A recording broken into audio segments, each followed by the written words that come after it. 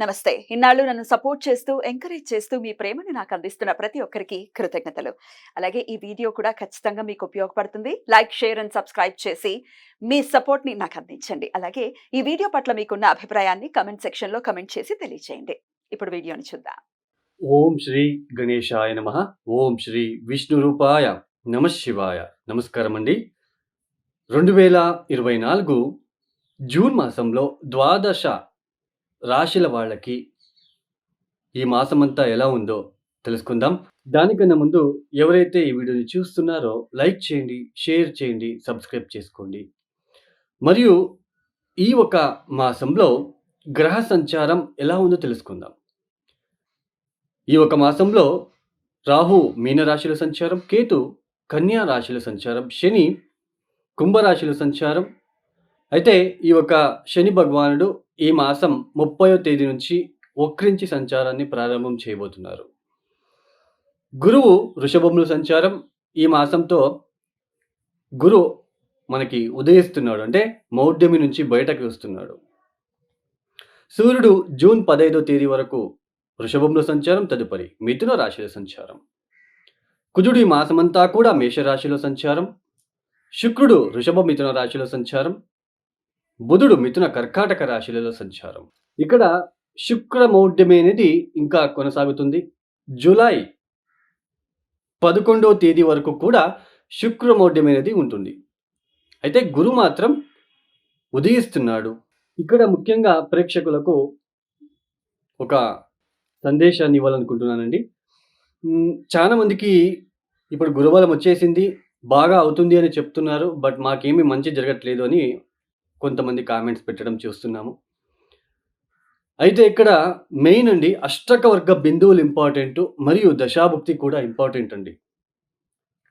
ఇప్పుడు మేషరాశి వాళ్ళకి గురుబలం వచ్చింది, అంటే ద్వితీయ స్థానంలో గురువు గారి సంచారం జరుగుతున్నది. మీ జన్మ జాతకంలో వృషభ రాశికి గురువు గారు ఎన్ని బిందువులు ఇచ్చారు? మీరు పుట్టినప్పుడు ఒక్కొక్క గ్రహము ఒక్కొక్క రాశులలో పాయింట్స్ ఇచ్చుకుంటూ వస్తుంది తన ఒక స్ట్రెంగ్త్‌తో. ఆ పాయింట్స్‌ని మనం అష్టక వర్గం బిందువులోనే అంటాం. సో, మీ యొక్క జన్మ జాతకంలో వృషభానికి గురువు గారు ఎన్ని బిందువులు ఇచ్చారు? ఇది చూసుకోండి. 0, 1, 2, 3 ఇట్లా ఇచ్చి ఉంటే కాస్త ఇబ్బంది పెట్టే రకంగా ఉంటుంది. అంటే గురుబలం ఉన్నప్పటికీ అది పెద్దగా యోగించదు. అయితే 3 కన్నా ఎక్కువగా ఉంటే ఆ ఒక గ్రహం అనేది స్ట్రెంగ్త్ అనేది బాగా బలం అనేది ఉంటుందని అర్థం. అదే సేమ్ ప్రొసీజర్‌నే ఏళ్నాటి శనికి కూడా అప్లై చేసుకోండి. కొంతమంది ఏళ్నాటి శని ఇబ్బంది పెట్టదు. ఇబ్బంది పెట్టినా బయటపడుతూ ఉంటారు. కొంతమందికి చాలా డిప్రెషన్‌కి వెళ్ళిపోతారు. ఏళ్నాటి శని టైంలో చాలా మానసిక పరమైన డిప్రెషన్స్, అపవాదాలు ఎక్కువగా వస్తాయి. శని జన్మరాశిలో వచ్చినప్పుడు ఆ రాశిలో ఎన్ని ఇచ్చాడు బిందువులు అని చూసుకోండి. 0, 1, 2, 1, 2 ఇచ్చి ఉంటే చాలా డేంజర్. చాలా డిప్రెషన్‌లోకి తీసుకెళ్తాడు. మరియు మీ యొక్క దశాభుక్తి కూడా చాలా ఇంపార్టెంట్ అండి. దశా పీరియడు ప్రతి ఒక్కరికి చాలా ఇంపార్టెంటు. ఏ దశ జరుగుతుంది? భుక్తి ఏంటి? ఆ దశాభుక్తికి తగ్గట్టుగా మనం పరిహారాలు చేసుకుంటూ వెళ్ళాలి. ఇప్పుడు బుధ మహాదశ రాహుభుక్తి జరుగుతుంది అనుకోండి. శివ సహస్రనామం చదువుకోవాలి. మనమే ప్రతిరోజు చదువుకోవడము, లేదా మనము పంతులతో ఏదైనా శివాలయానికి వెళ్ళి శివ సహస్రనామం చేయండి అంటే చేస్తారు. అదే ఇప్పుడు మనకి గురు మహాదశలో రాహుభుక్తి అనుకోండి. తిలా హోమం చేసుకోవాలండి. తిలా హోమం అంటే ఇది పితృదోషాలలో పితృదోష పరిహారం చేసేటప్పుడు ఆ పరిహార భాగంలో తిలా హోమం అనేది కూడా ఒకటి ఉంటుంది. అదే చంద్రమహాదశలో శుక్రభుక్తినో, బుధభుక్తినో అలా ఉన్నప్పుడు, లేదా శుక్ర మహాదశలో చంద్రభుక్తి ఉన్నప్పుడు మహాలక్ష్మి అమ్మవారిని పూజించాలి. ఇలా దశాభుక్తిలో వచ్చినప్పుడు మనము వాటికి తగ్గట్టుగా ఆ దశాభుక్తి రాకున్న ముందే పరిహారాలు చేసుకోవాలి. రేపు ఎగ్జామ్ అన్నప్పుడు పిల్లవాడు చదివితే ఏమవుతుంది? ఎగ్జామ్ రాస్తే మనకి నో యూజ్ కదండీ. సో, అలానే దశాభుక్తి ఇంకొక 1 మంత్‌కి ప్రారంభమవుతుంది, నెక్స్ట్ మంత్ వస్తా ఉంది అన్నప్పుడే మీరు మేలుకొని మీరు ఆ పరిహారాల్ని అప్పటి నుంచే పాటిస్తూ వస్తే ఆ ఒక పెద్దగా దశాభుక్తి పెద్దగా ఇబ్బంది పెట్టకుండా, ఇబ్బంది పెట్టినప్పటికీ దాని నుంచి బయటపడే మార్గం కూడా చూపిస్తుంది. సో, ఇది అండి మీకు తెలియాలని చెప్పాను. అష్టకవర్గ బిందువులను చూసుకోండి, దశాభుక్తిని చూసుకోండి. వాటికి తగ్గట్టు పరిహారాలు చేసుకుంటూ వెళ్ళండి. సో, మీరే స్వతహా పరిహారాలు చేసుకోవడం ద్వారా చాలా బె రిజల్ట్ ద్వాదశ రాశుల వాళ్ళ ఒక ఫలితాలు ఒక్కొక్క రాశికి ఎలా ఉంటుందో మనము చూసుకుంటూ వెళ్తామండి. ఇక కుంభరాశి. ఈ కుంభరాశి వాళ్ళకి గత మాసంలో గనక చూసుకున్నట్లు గనకైతే మెయిన్ గత మాసంలో గ్రహ సంచారము ద్వితీయంలోనే కుజ, రాహుల కలయిక జరిగింది. ఏ ఏదైతే వెల్త్‌కి సంబంధించినది. ఈ సెకండ్ హౌస్ అంటే ద్వితీయ స్థానం అంటే మనం ఎలా కమ్యూనికేషన్ చేస్తాము, మన కుటుంబంలో ఎలా ఉంటుంది, మన వెల్త్ ఎలా ఇండికేట్ అవుతుంది, మన కమ్యూనికేషన్ స్కిల్స్ ఎలా ఉంటుంది, మనం ఫుడ్ ఏ విధంగా తీసుకుంటాము, వేళకు సరిగ్గా భోజనం చేస్తామో లేదా. సో, ఇవన్నీ కూడా ద్వితీయ స్థానంలోనే చూస్తాం. తర్వాత వాయిస్ ఎలా ఉంటుంది కూడా ద్వితీయ స్థానం నుంచే చూసుకుంటాం.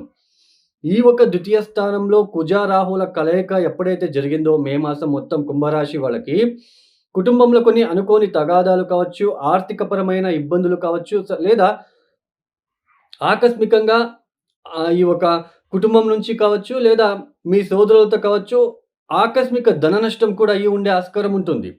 తర్వాత ర్యాష్‌గా మాట్లాడడము, దీని వలన కుటుంబ వ్యక్తులతో కొంచెం మనస్పర్ధల్లాంటివి కూడా జరిగి ఉండే ఆస్కారం ఉంటుంది. వేళకు సరిగ్గా భోజనం లేకపోవడం లాంటిది కూడా ఇక్కడ మనము చూసుకొని ఉంటాం యాక్చువల్లీ. చూసి ఉంటాం. అయితే ఇక మీద ఏదైతే ఈ ఒక జూన్ మాసం నుంచి మనకి గురువు గారు ఉదయిస్తున్నారండి. గురువు అస్తంగత త్యాగం చేస్తున్నారు. ఇక్కడ చతుర్థ స్థానంలో సంచారము. పైగా ఇక్కడ అర్ధాష్టమ సూర్య దోషం కూడా మనకి కనిపిస్తూ ఉంటుంది. అర్ధాష్టమ సూర్య దోషము జూన్ 15వ తేదీ వరకు మాత్రమే ఉంటుంది. తర్వాత ఆయన పంచమానికి వెళ్ళిపోతాడు సూర్య భగవాన్. అంటే ఇక్కడ పైగా ఇక్కడ మెయిన్ ఏంటి అంటే ఈ కుంభరాశి వాళ్ళకి తృతీయంలో ఉంటున్న కుజుడు జూన్ 1వ తేదీ నుంచి ఈ ద్వితీయ స్థానంలో ఏదైతే గత మాసంలో కుజ మరియు రాహులు కలిసి సంచారం చేశారో, ఈ జూన్ 1వ తేదీ నుంచి కుజుడు సెపరేషన్ అవుతున్నాడు. అంటే తృతీయాధిపతి తృతీయ స్థానానికి వెళ్లి అక్కడ సంచారాన్ని ప్రారంభం చేస్తున్నారు. ఇక్కడ కుంభరాశి వాళ్ళకి కుజ, బుధ, శుక్రులు ఈ మాసమంతా కూడా మంచి ఫలితాలు ఇస్తున్నారండి. గత మాసంలో ఉంటున్న ఏదైతే మీరు అనుభవించారో కొద్దిగా ఆర్థికపరమైన ఇబ్బందులు కావచ్చు, కుటుంబంలో చికాకులు కావచ్చు, ర్యాష్‌గా మాట్లాడడము, వేళకు సరిగ్గా భోజనం చేయలేకపోవడం లాంటిది, ఫుడ్ పాయిజన్ కూడా అయ్యి ఉండే ఆస్కారము, ఇవన్నీ కూడా మీకు ఈ సాల్వ్ అవ్వడానికి అవకాశాలుంటాయి. పైగా తృతీయ స్థానంలో కుజుడు యోగిస్తున్నాడు. తృతీయాధిపతి తృతీయ స్థానంలో యోగించినప్పుడు చిన్న చిన్న ప్రయాణాలు ఎక్కువ చేసే ఆస్కారం ఉంటుంది. తర్వాత ఇక్కడ మీరు తీర్థక్షేత్రాల దర్శనాలు కూడా చేసుకోవడానికి అవకాశాలుంటాయి. ఉద్యోగం లేని వాళ్ళకి కలిసి వచ్చే అవకాశాలు ఎక్కువగా ఉంటాయి. ఎవరైతే ఉద్యోగ ప్రయత్నాలు చేస్తూ ఉంటారో వాళ్ళకి బాగుంటుందని చెప్పుకోవచ్చు. తర్వాత పంచమ స్థానంలో పంచమాధిపతి ఈ ఒక కుంభరాశి లేదా కుంభలగ్నానికి యోగకారకులు, మంచి ఫలితాలిచ్చే గ్రహాలు బుధ, శుక్రులు కలిసి మిథునంలో అంటే పంచమ స్థానంలో సంచారం అనేది మీకు గుర్తింపు అనేది వస్తుంది. మెయిన్ మనం చేసే పనులకు గుర్తింపు రావాలి. మనం ఎంత కష్టపడి పని చేసినా అవతల వాళ్ళు అప్రిషియేట్ చేయకపోతే, లేదా ఆ ఒక గుర్తింపు ఆ పనికి సరైన గుర్తింపు రాకపోతే మనకు కొద్దిగా ఇబ్బందికరంగా ఉంటుంది. ఎదుగుదలకి ఇబ్బంది ఉంటుంది. అయితే ఇక్కడ పంచమ స్థానంలో పంచమాధిపతితో పాటు నవమాధిపతి అయిన శుక్రుడు కూడా కలవడం అనేది విశేషమైన యోగం. ఇక్కడ మీకు గుర్తింపు అనేది రావడానికి అవకాశాలుంటాయి. తర్వాత ప్రేమికులకు ఇది ఇలా ఈ ఒక కాంబినేషన్ అది యూజ్ అవుతుంది. పంచమ స్థానం అంటే మెయిన్ ప్రేమ విషయాల్లో విన్ అవ్వాలి అంటే, సఫలీకృతం అవ్వాలి అంటే పంచమ స్థానం చాలా ఇంపార్టెంట్ అయినది అని చెప్పుకోవచ్చు. ఆర్థికపరమైన ఇబ్బందులుండవు కుంభరాశి వాళ్ళకి జూన్ మాసంలో. ఉద్యోగపరమైన ఇబ్బందులుండవు. మీకు గుర్తింపు అనేది లభిస్తుంది. తర్వాత సోదరులతో ఉన్న ఒక ఏదైతే మీరు భిన్నాభిప్రాయాలున్నా అవన్నీ కూడా ఇక్కడ తగ్గుముఖమయ్యే సూచనలుంటాయి. తర్వాత ఆర్థికంగా కలిసి వచ్చే అవకాశాలుంటాయి. ఇక్కడ ద్వితీయ స్థానంలో ఈ యొక్క రాహువు మరియు అష్టమ స్థానంలో ఉన్న కేతువులకి కొద్దిగా రెమెడీస్ చేసుకోండి. అది చాలా బాగుంటుందని చెప్పుకోవచ్చు. ఈ మాసమంతా మొత్తానికి కుంభరాశి వాళ్ళకి ప్లస్‌గా మారుతుంది. ద్వితీయ స్థానంలో ఉంటున్న రాహువుకి నల్ల మినుములతో చేసిన గారెలని మీరు కాలభైరవేశ్వరుడికి హారం రూపంలో వేయడానికి ప్రయత్నం చేయండి. ప్రతిరోజు కూడా వీలైనంత వరకు కాలభైరవేశ్వర అష్టకం కావచ్చు, కాలభైరవేశ్వర గాయత్రి మంత్రం చదువుకోవడానికి ప్రయత్నం చేయండి. కాలభైరవేశ్వరుడికి నువ్వుల నూనెతో అభిషేకాలు చేయించుకోవడానికి ప్రయత్నం చేయండి. ప్రతిరోజు కూడా హనుమాన్ చాలీస పఠించడము, మంగళవారం పూట ఆంజనేయ స్వామి వారికి తమలపాకులతో హారాన్ని వేయడం ద్వారా, మరియు గురువారం పూట శివ సహస్రనామం చదువుకోవడము, శివుడికి పసుపు నీళ్లతో అభిషేకము, అక్కడ లడ్డు పంచడము చాలా మంచి ఫలితాలని తెచ్చుకోవడానికి అవకాశాలుంటాయి. ఈ యొక్క వీడియో మీకు నచ్చితే లైక్ చేయండి, షేర్ చేయండి, సబ్స్క్రైబ్ చేసి చేసుకోండి. సర్వే జనో సుఖినో భవంతు. ధన్యవాదములు.